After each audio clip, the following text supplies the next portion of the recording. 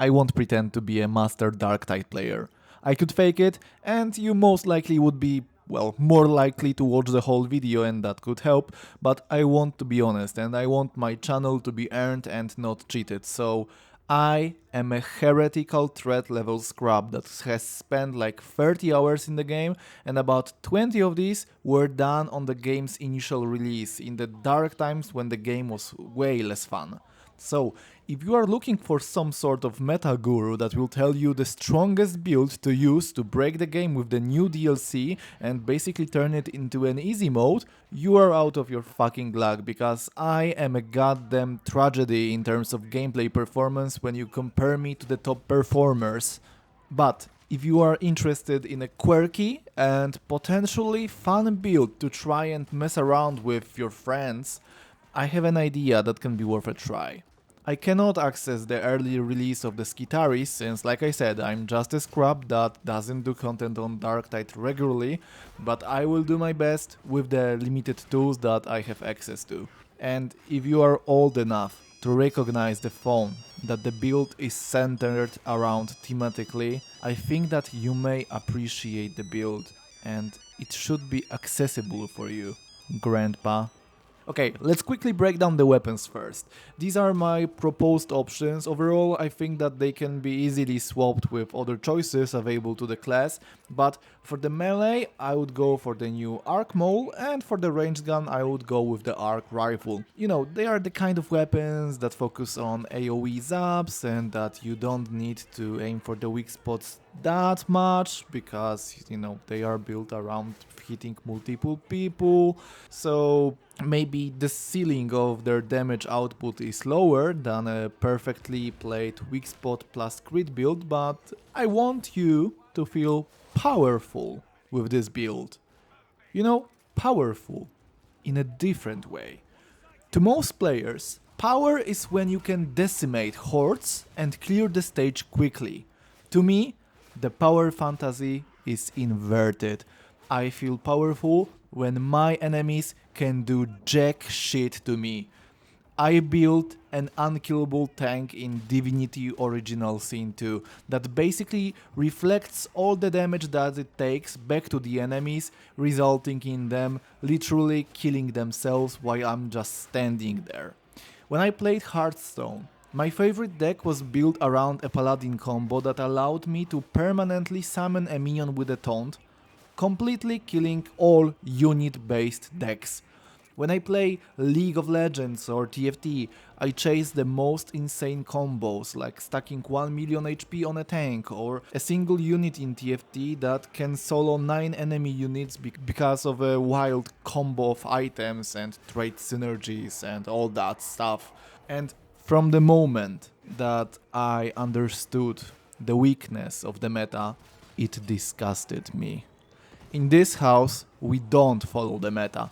We build the wackiest shit possible and we fucking enjoy it. And if we play above heretic level of difficulty, we fucking die a horrible death, okay? Now, back to the weapons. Let's look at the arc maul first, since it most likely will be the primary choice for combat with this build. This is because of our NOKIA 3310 having to be proper tanky, which the arc maul can easily supply with Confidence Strike, giving us 7% toughness per chained hit. And it is a solid sustain option overall.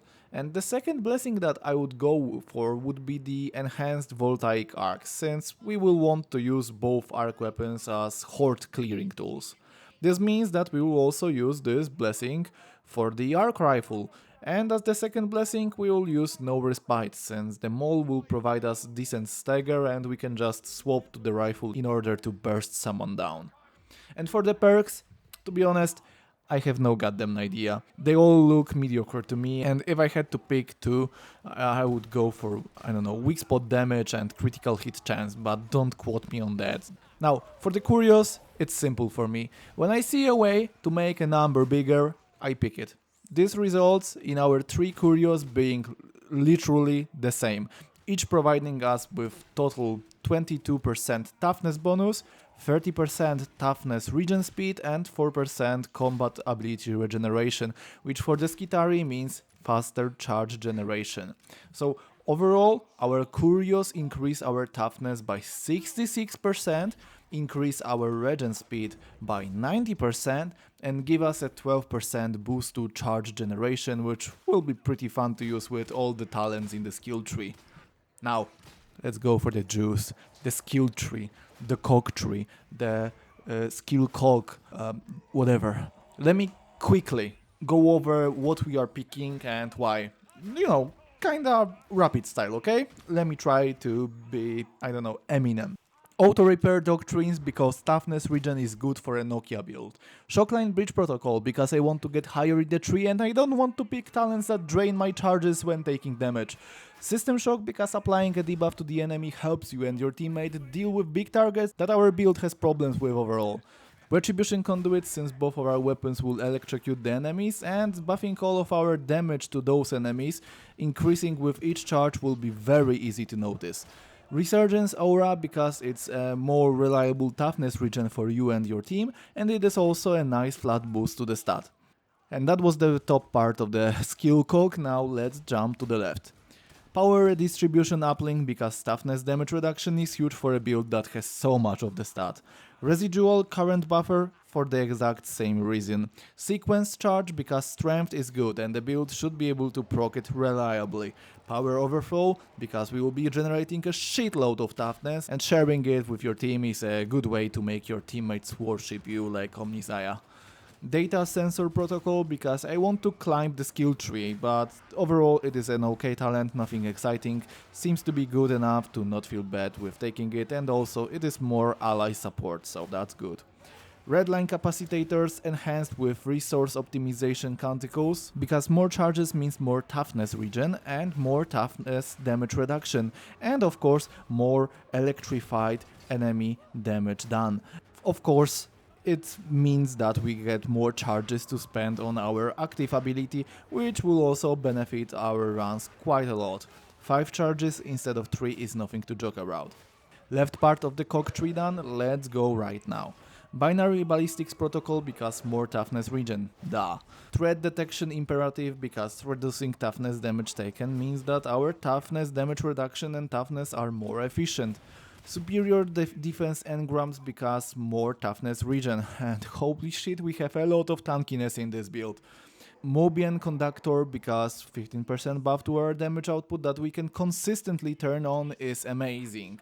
Augmented power cycle because more charges are always good and boost our damage and tankiness. Galvanic marking array in order to boost our damage output even more. Ammunition restoration pod because we need to take it to access the ability and because ammo regen is always good, especially on higher difficulties, so I hear, so that's good. Advanced combat doctrines as our ability to allow us to turn into a mobile arc turret and enable our ability to use talents freely. Restoration protocol because advanced combat doctrines will also become a tanking tool thanks to it, and rate of ammunition enumeration, so we increase our damage output even more via fire rate increases. While this in theory increases our charge rate consumption, it's good to have the option to spray down the horde or focus fire the boss with proper damage output when you feel like time is not on your side. And also, if you are a total boomer, this skill, this ability helps you aim a lot, so enjoy. For the last part of the cog tree, we dive down. Servo core recharge engine because even more toughness restoration, hooray! Progressive plating matrix because even more toughness damage reduction. Shareshot cogitator sync since some damage won't hurt us and weak spots are actually pretty reliable if you can aim well. Reactor call recharge since if our weak spots hit and they kill the enemy, we will get even more charges, so that's good.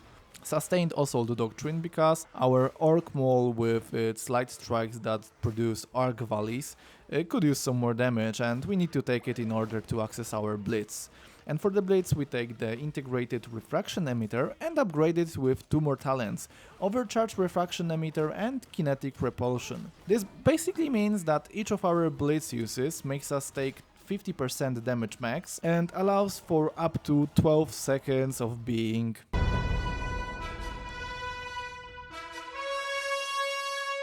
So, looking at the build, we seem to have a pretty clear play pattern. We can both use ranged and melee to clear the horde, with melee being the weapon with more tankiness synergies and range being the weapon with more damage output synergies.